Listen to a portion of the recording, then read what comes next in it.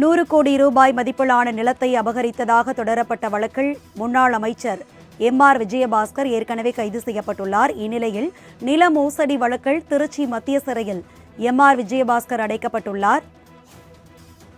கரூர் மாவட்ட ஒருங்கிணைந்த நீதிமன்றத்தில் எம்.ஆர். விஜயபாஸ்கர் இன்று நேரில் ஆஜர்படுத்தப்பட்டுள்ளார். அண்மைச் செய்தியாக பார்த்துக் கொண்டிருக்கிறோம். விவரங்களை செய்தியாளர் அஜித் வழங்க கேட்கலாம். அஜித், இது குறித்த விரிவான விவரங்கள் என்ன பகிர்ந்துக்கலாம்? வணக்கம் அரசி. நில மோசடி வழக்கில் கைதாகி திருச்சி மத்திய சிறையில் உள்ள முன்னாள் அமைச்சர் விஜயபாஸ்கரை இன்று கரூர் மாவட்ட ஒருங்கிணைந்த நீதிமன்றத்தில் போலீசார் ஆஜர்படுத்தியுள்ளனர்.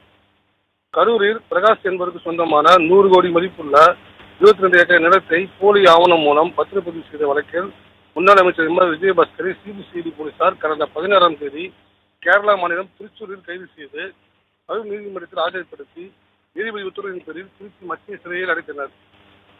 15 நாள் நீதிமன்ற காவலில் இருக்கும் முன்னாள் அமைச்சர் எம்.ஆர். விஜயபாஸ்கர் ஜாமீன் கேட்டு கரூர் குற்றவியல் நீதிமன்றத்தில் மனு தாக்கல் செய்துள்ளார். இந்த ஜாமீன் மனு மீதான விசாரணை நேற்று நடைபெற்றது.